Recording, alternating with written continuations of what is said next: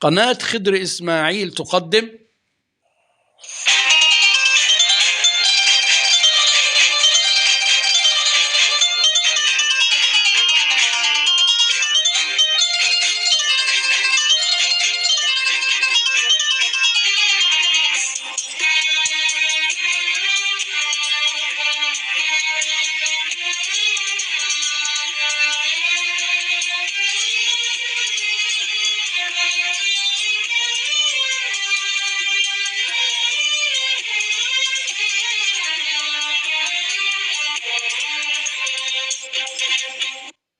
حلقات خاصة عن مسلسل أرابيسك.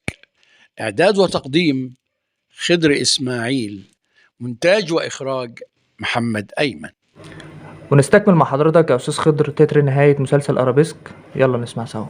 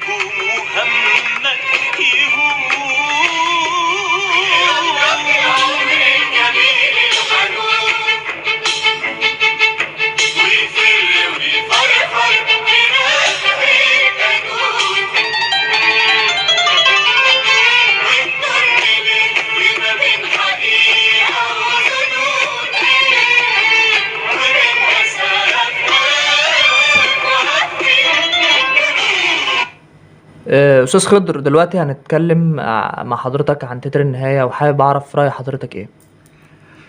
احنا كنا بنتكلم.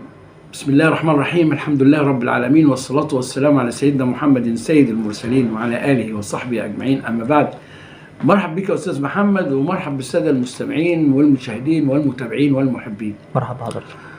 واحنا كنا بنتكلم في كلامنا عن مقدمة أرابيسك، وعن الكلام اللي كتبه سيد حجاب، واللحن اللي عمله عمار الشريعي، والغناء اللي أداه حسن، اللي كان لسه بيبدأ بداية أولى خطواته في عالم النغم وعالم الغناء. الحقيقة كنا بنتكلم على عمل فني مكتمل الأركان، وقلنا أنه هو اكتملت لهذا العمل عناصر النجاح كاملة.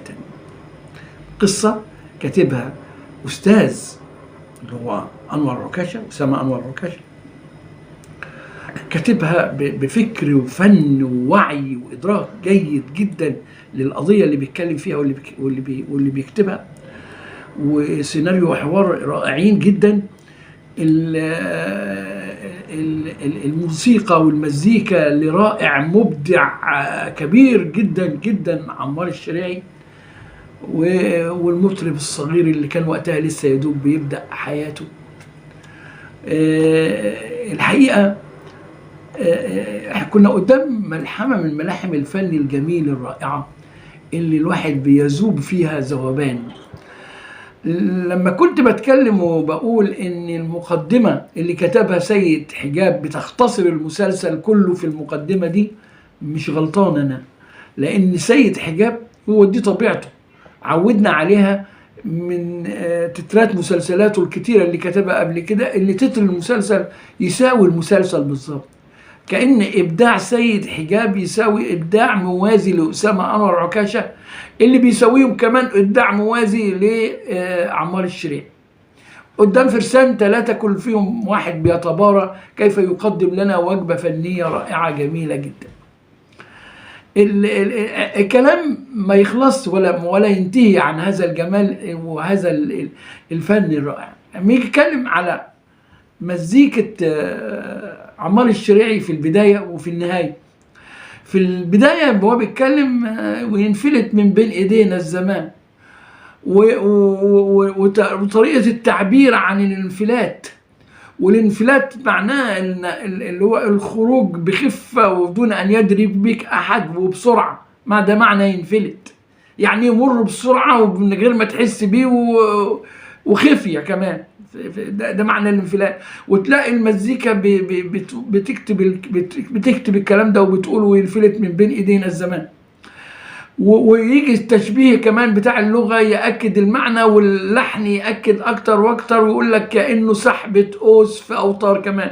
تخيل ان انت ماسك كمان وبتسحب على اوتار الكمان سحبة قوس خفيفة بسريعة خفية، صحيح بتوصل للقلوب وبتوصل للوجدان، لكنها بسرعة وبخفة وبرشاقة وبجمال.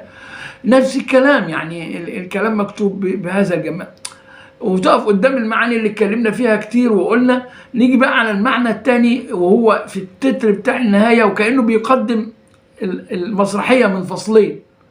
الفصل الأولاني ينفلت من بين إيدينا الزمان، الثانية بقى ويرفرف العمر الجميل الحسن. العمر بيرفرف زي رفرفة الطير، ورفرفة الطير نوعين. الطير بيرفرف إما طربا وفرحا وإما حزنا، إما حزنا وألما. لا تحسبوا رقصي بينكم طربا فالطير يرقص مسبوحا من الألم. ففي رفرفة للطير، يرفرف الطير حينما يكون سعيد منتشي بحياة سعيدة منتشية في وسط فراخه، هذه لحظة رفرفة. وفي لحظات أخرى يرفرف فيها الطير، بس إنه يرفرف بحزن على فرخ من فراخه فقده، على عشة هدم له، على وليفه اللي بعد عنه، فبرضه بيرفرف، بس بيرفرف هنا ألما. هنا بقى ويرفرف العمر الجميل الحنون، ويفر ويفرفر في رفة قانون، رفة القانون. تعالى يعني هذا الكلام المكتوب يحمل المعنيين في وقت واحد، يحمل معنى الفرح ومعنى الحزن. الكتابة المكتوبة بتقول كده، ويرفرف العمر الجميل الحنون، ويفر ويفرفر في رفة قانون، وندور نلف ما بين حقيقة وظنون.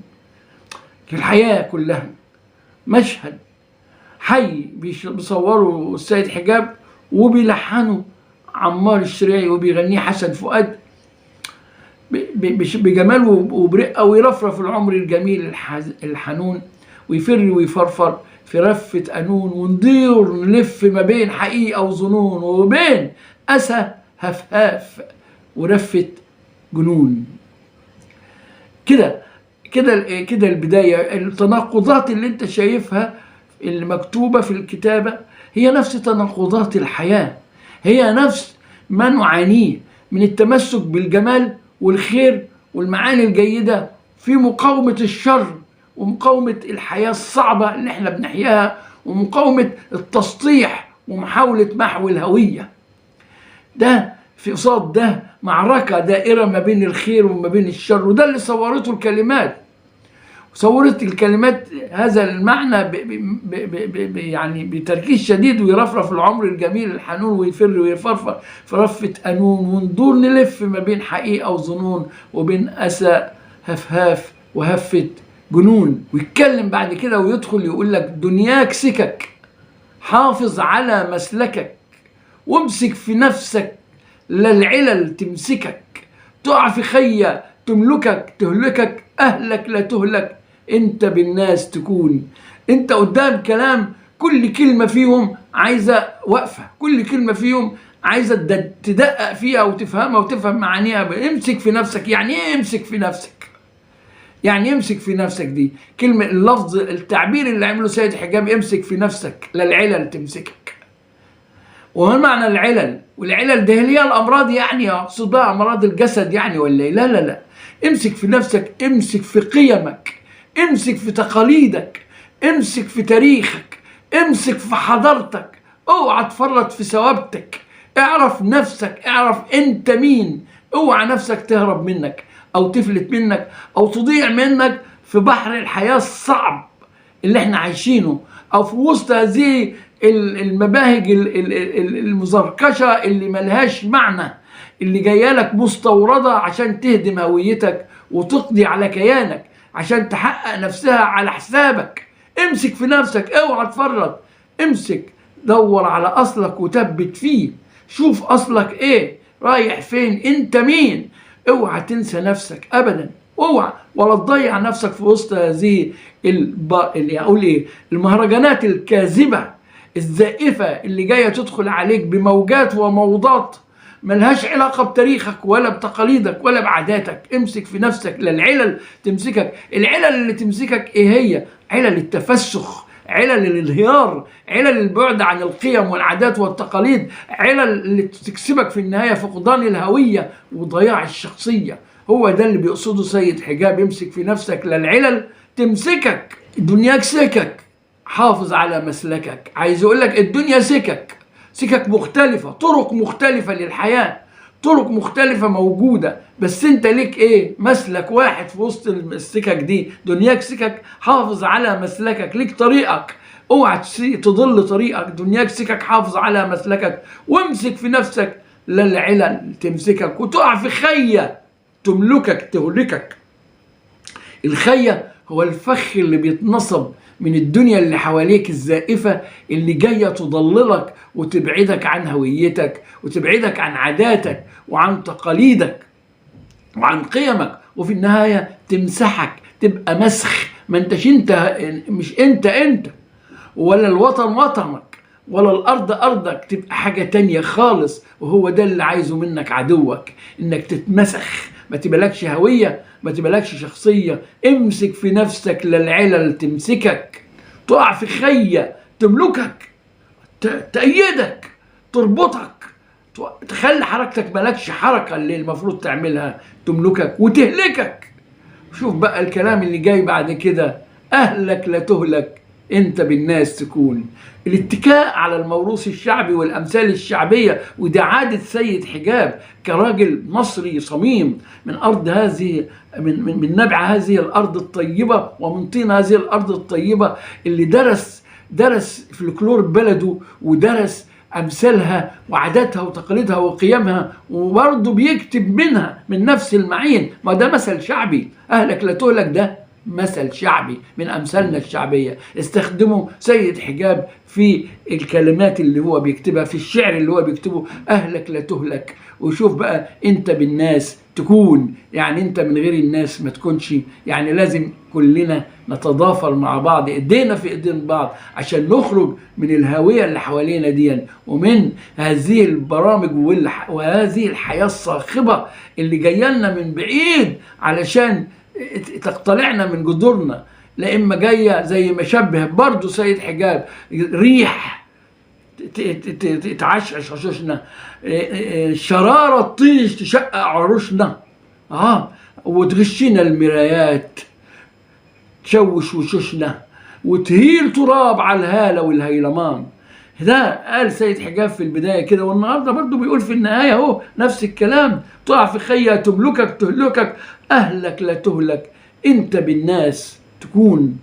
في شعر اللي كاتبه سيد حجاب يندرج تحت شعر الحكمة فعلا. يعني الشعر اللي كاتبه سيد حجاب في المقدمة وفي النهاية هو شعر حكمة، تأخذ منه الحكمة. أهلك لا تهلك، أنت من الناس تكون. امسك في نفسك لا العلل تمسك. كلها مفردات وقيم وعادات وتقاليد جميلة ورائعة، كلها شعر يندرج بالكامل تحت طائلة وتحت ما يسمى بشعر الحكمة.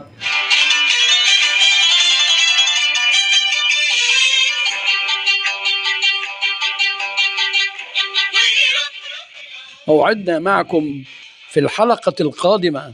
أرابيسك، إعداد وتقديم خضر إسماعيل، مونتاج وإخراج محمد أيمن.